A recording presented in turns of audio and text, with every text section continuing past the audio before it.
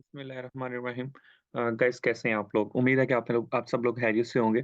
आज हम डिस्कस करेंगे टाइप ऑफ सेट्स को। टाइप ऑफ सेट्स क्या होते हैं? मल्टीपल किस्म के टाइप ऑफ सेट्स हैं। वन बाय वन हम टाइप ऑफ सेट्स की डेफिनेशंस को अंडरस्टैंड करेंगे एंड देन उनके बाद उनके एग्जांपल्स को साथ-साथ अंडरस्टैंड करते जाएँगे, ताकि हम डेफिनेशन के बाद जब एग्जांपल को अंडरस्टैंड करें तो हमारे कांसेप्ट्स क्लियर हो जाएँ कि कौन-सी टाइप कैसे रिप्रेज़ेंट होती है। तो फर्स्ट ऑफ ऑल हमारे पास टाइप ऑफ सेट्स में इससे प्रीवियस ट्यूटोरियल में हमने सेट्स को डिस्कस किया। उसके अलावा सेट्स की कौन-कौन सी फॉर्म्स होती हैं, tabular form, descriptive form, symbolic form.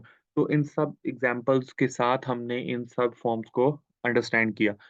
इस ट्यूटोरियल में हम टाइप ऑफ सेट्स को डिस्कस करने जा रहे हैं। तो सबसे पहले आता है इक्वल सेट। इक्वल सेट क्या होता है?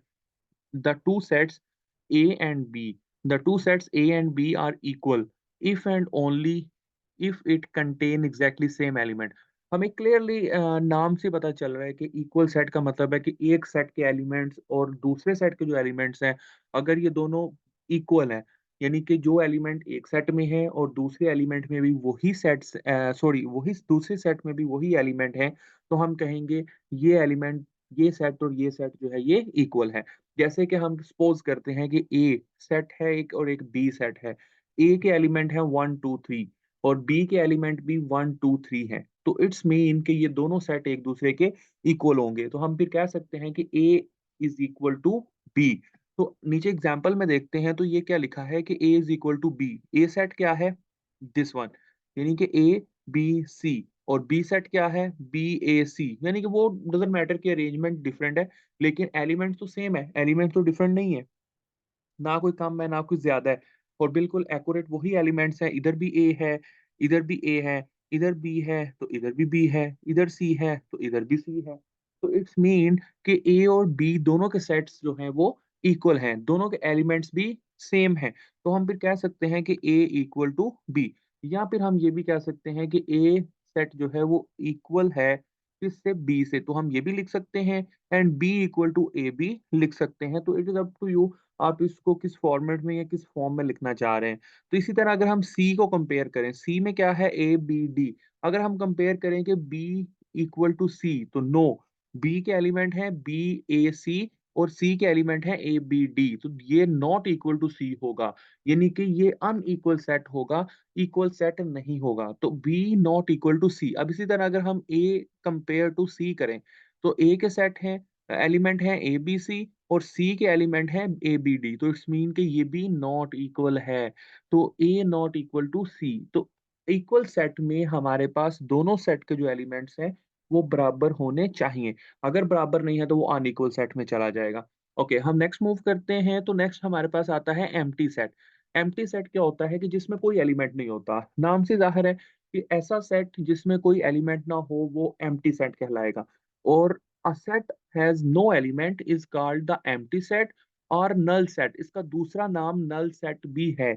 इसको नल सेट भी कह सकते हैं, एम्प्टी सेट भी कह सकते हैं, जिसके अंदर कोई एलिमेंट ना हो। That is denoted by phi से, फाई से डिनोट किया जाता है। तो गाइज़ फाई से जब डिनोट किया जाएगा तो इसका मतलब है कि अक्सर स्टूडेंट्स क्या गलती करते हैं कि लिखा सेट होता है, यानी कि A is equal to brackets भी लगी होती हैं, लेकिन उसके अंदर ना ये सिंबल होता है फाई का। तो वो अंडरस्टैंड करते हैं कि शायद ये phi is like a element. तो ये एक सेट का एलिमेंट है उसके अंदर, लेकिन ऐसा नहीं होता। फाई एलिमेंट नहीं है, फाई का मतलब है कि ये सेट टोटली एम्प्टी है। Got it? Okay, next move करते हैं सिंगलटन सेट के ऊपर। सिंगलटन सेट क्या होता है? A set that has one element, यानी कि ऐसा सेट जिसके अंदर सिंगल एलिमेंट है। Got it? यानी कि ऐसा सेट जिसके अंदर सिंगल एलिमेंट हो, तो वो क्या कहलाएगा? सिंगलटन सेट या सिंगल सेट भी कहला सकता है। तो इस तरह हम अगर एग्जांपल को देखें तो ए सेट का नाम है और उसके अंदर एक ही एलिमेंट है। तो इट्स मीन कि A is a singleton set या single set. Okay, next move करते हैं तो आगे आता है सबसेट। सबसेट क्या होता है? If set A is a subset of B, यानी कि ए जो है वो सबसेट है बी का। Okay, if and only if every element of A is also an element of B, यानी कि अब सबसेट का मैं ज़रा मतलब आपको समझा दूँ पहले, क्योंकि सबसेट सम टाइम पे इम्पोर्टेंट होता है। अब सबसेट का मतलब समझिए, यानी कि ए के जो एलिमेंट होंगे ना वो बी में लाज़मी पाए जाएँगे। तो हम कह सकते हैं भी कि ए जो है वो सबसेट है किसका? बी का। अगेन बता रहा हूँ, ए के जो एलिमेंट हैं वो बी में अगर पाए जाते हैं तो हम फिर कह सकते हैं कि ये ए जो है ना ये सबसेट है किसका, बी का, क्योंकि जो ए के एलिमेंट है वो बी में भी है। Got it? तो इसी तरह अगर आप देखें तो यहाँ पे एग्जांपल में ए के जो एलिमेंट है, ए के एलिमेंट क्या है, 2 और 3, और वही एलिमेंट 2 1 2 3 बी में भी है, तो 2 3 तो बी में भी है। तो इट्स मीन कि ए जो सेट है वो सबसेट है किसका, बी का।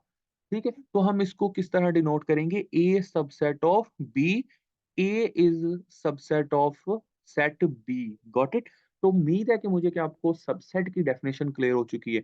आगे सबसेट की कुछ एग्जांपल्स हैं, उस उनको भी साथ डिस्कस करते हैं। ओके, उसके बाद आता है प्रॉपर सबसेट। प्रॉपर सबसेट नाम से भी ज़ाहिर है कि जिसके अंदर जो प्रॉपरली सबसेट बन रहे हैं ए टू बी या बी टू ए, तो हम उसे प्रॉपर सबसेट कहेंगे। लेकिन इम्प्रॉपर सबसेट भी होता है हमारे पास। पहले हम प्रॉपर सबसेट को डिस्कस कर लेते हैं, फिर हम इम्प्रॉपर सबसेट की तरफ चलते हैं। तो if set B is the subset of A, कह रहा है कि अगर सेट बी जो है वो सबसेट ऑफ ए है, तो and B not equal to A, then set B is a proper subset of A. Understand कीजिएगा ध्यान से। कह रहा है कि जो बी सेट है वो अगर सबसेट ऑफ ए है और B not equal to A भी हो, तो हम फिर इस सूरत में कहेंगे ये प्रॉपर सबसेट है। अभी देख लेते हैं, एग्जाम्पल की मदद से देख लेते हैं। ओके, कैसे? देखें, ए क्या है, 1 2 3, और बी क्या है, 1 2। यहाँ पे बात उल्टी हो रही थी। बी सेट के एलिमेंट ए में पाए जाएं, तो बी के क्या एलिमेंट है, 1 2, तो 1 2 ए में है, तो ये नॉट इक्वल भी है ना, यानी कि B not equal to A भी है, यानी कि ये दोनों इक्वल भी नहीं है। तो इट्स मीन कि ये फिर सबसेट ऑफ प्रॉपर सबसेट बन गया। तो इसको हम इस तरह नोमिनेट करते हैं, यानी कि इनिशियलाइज करते हैं, यानी कि लिखते हैं। तो बी सबसेट ऑफ ए, इसके नीचे लाइन नहीं आती, लेकिन सबसेट में लाइन आती है, सिंगल सबसेट में लाइन आती है, प्रॉपर सबसेट में लाइन नहीं आती। गाइस, बहुत इंपॉर्टेंट कंसेप्ट है जिसको अंडरस्टैंड करना बहुत इंपॉर्टेंट, बहुत जरूरी है। उसके बाद आता है इम्प्रॉपर। इम्प्रॉपर सबसेट क्यों? प्रॉपर सबसेट में set A is an improper subset of D if and only, यानी कि जिसमें प्रॉपर, जैसे कि अगर ये दो कंडीशंस फॉलो नहीं हो रही ना, ये दो कंडीशंस, तो वो इम्प्रॉपर है बस। यानी कि अगर set set of B subset है ए का लेकिन वो इक्वल भी है, तो इट्स मीन यहाँ पे तो नॉट इक्वल है। अगर वो इक्वल भी है तो वो एक कंडीशन तो ट्रू है, दूसरी गलत है, तो इट्स मीन कि वो इम्प्रॉपर को ही सपोर्ट कर रहा है। Got it? तो बस आपने ये अंडरस्टैंड कर लेना है। क्लियर? ओके, नेक्स्ट मूव करते हैं। तो नेक्स्ट आता है हमारे पास यूनिवर्सल सेट। यूनिवर्सल सेट क्या होता है? सिंपल, बहुत आसान है। यूनिवर्सल सेट है a set of containing all elements under consideration is called universal set represented by you, यानी कि सिंपल 1 2 3 4 ऑल पॉसिबल वैल्यूज जो होती हैं वो सारी की सारी यूनिवर्सल सेट की होती हैं। जैसे कि 1 से शुरू, 0 से नहीं, 1 से। तो 1 से जितनी भी पॉजिटिव वैल्यूज हैं आगे, सो ऑन, 100 200 1000 2 लाख 3 लाख 4 लाख करोड़ अरब, जितनी भी वैल्यूज हैं वो सारी की सारी पॉजिटिव में आगे, तो वो सारी की सारी क्या होंगी, यूनिवर्सल सेट में आएँगी, और वो वैल्यूज़ हम कहेंगे कि ये जो सेट बन गया, ये यूनिवर्सल सेट बन गया है, और उसको यू से हमेशा लिखा जाता है, यानी कि डिनोट किया जाता है। उसके बाद नेक्स्ट आता है प्रॉपर सबसेट। प्रॉपर सबसेट क्या होता है? Sorry, proper set, sorry, power set. Proper set नहीं, पावर सेट। पावर सेट क्या होता है? पावर सेट बहुत आसान है, सिंपल है। हमने ना एक मेथड को फॉलो करना होता है पावर सेट में, और उसी के अकॉर्डिंग हम इसको लिखते चले जाते हैं। बहुत आसान है, मैं भी आपको बताता हूँ। पावर सेट क्या है? एक सेट हमने लिया S, given a set S. एक सेट हमारे पास गिवन है ये वाला। अभी मैं बताता हूँ। The power set of S is the set of all subset, यानी कि हमने इसके ना सबसेट्स बनाने हैं, और वो एम्प्टी से शुरू होंगे और एंड तक जाएँगे सेट इटसेल्फ तक, जब तक वो खुद वो एक मतलब सेटअप सेल नहीं बन जाता। ओके, तो डिनोटेड बाय पीएस, इसको पीएस से डिनोट किया जाएगा। अच्छा, एस एक सेट है हमारे पास, और पी का मतलब है पावर, और एस का मतलब है ये वाला सेट इसके अंदर। ठीक, ठीक। ओके, अब सबसे पहले हमने क्या किया कि यहाँ पे ना डी को नहीं लिया गया। अब डी को अभी फिलहाल वक्ती तौर पे स्किप कर दें। डी को स्किप कर दें, एग्जांपल में यहाँ पे जो सॉल्व आउट है इसमें डी नहीं लिया गया। तो डी को आप अंडरस्टैंड ना करें, ये यहाँ पे मिस्टेक है। हम आप सिर्फ अंडरस्टैंड करें कि एस इज़ इक्वल है एस, वाई और ज़ी के, एक्स, वाई और ज़ी के। तो पहला जो सेट होगा वो एम्प्टी सेट होगा। ओके, यहाँ से स्टार्ट किया एम्प्टी सेट, पावर सेट बनाने के लिए। फिर सिंगल करना। पहले सिंगल एक्स का सेट बना दिया, फिर वाई का सेट बना दिया, फिर ज़ी का सेट बना दिया, फिर 2-2 करके एक्स, वाई का सेट, फिर वाई-ज़ी या एक्स-ज़ी का सेट, बिल्कुल एक्स-ज़ी एंड वाई-ज़ी का सेट और फिर 3-3 एक्स-वाई-ज़ी का सेट। Got it? तो इस तरह अगर डी होता तो डी का भी इसी तरह ही बनता। पहले सिंगल बनता, फिर डबल बनता, फिर ट्रिपल बनता और फिर फोर्थ बनता। तो लेकिन डी यहाँ पे अभी फ़िलहाल वक़्ती तौर पे आप स्किप कर दें क्योंकि सॉल्यूशन में ये नहीं है। ओके, तो इस तरह हम पावर सेट को बनाते हैं, पावर सेट को लिखते हैं। तो इसका मेथड मैंने अभी आपके साथ डिस्कस कर दिया। आगे मूव करते हैं तो आगे आता है हमारे पास cardinality. Cardinality set let S be a set, then the total number of element is set S is as termed as coordinality of set। यानी कि coordinality of set का मतलब है कि कितने एलिमेंट्स हैं इसके। टोटल नंबर ऑफ एलिमेंट्स जो हैं वो क्या कहलाते हैं?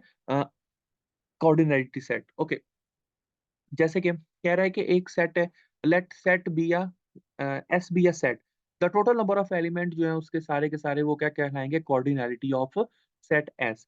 तो जैसे कि आप यहाँ पे देखें इसके कितने कोऑर्डिनैलिटी होगी? 3। तो ए को अच्छा, इसको डिनोट करने का तरीका होता है बार के साथ, यानी कि जैसे हम मॉड मैथ के अंदर मॉड यूज करते थे या हम बार यूज करते थे, तो इसको हम बार की शक्ल में लिखते हैं। तो जैसे कि इसका हमने कोऑर्डिनैलिटी फाइंड करनी है, पेपर में क्वेश्चन आ सकता है कि कोऑर्डिनैलिटी फाइंड करें फ्लॉ सेट की। तो उसकी कोऑर्डिनैलिटी आप कैसे फाइंड करेंगे? पहले बार लगाएँगे और फिर उसके मेंबर कितने हैं 1, 2, 3, तो 3 उसकी कोऑर्डिनैलिटी होगी। इसी तरह यहाँ पे देखें, इस तरह की भी एग्ज़ाम्पल्स आ सकती हैं पेपर में।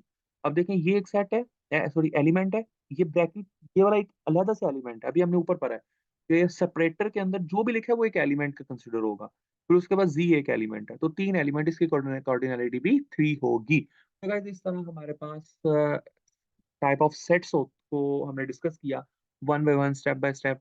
तो मैं एक दफ़ा रिपीट कर देता हूँ। फर्स्ट ऑफ ऑल हमने इक्वल सेट को देखा, इक्वल सेट क्या होता है? फिर हमने देखा टाइप ऑफ सेट्स में एम्प्टी सेट को अंडरस्टैंड किया, सिंगल सेट को अंडरस्टैंड किया, सबसेट को अंडरस्टैंड किया। देन सबसेट की 2 टाइप्स होती हैं, प्रॉपर सबसेट, इम्प्रॉपर सबसेट, इनको अंडरस्टैंड किया।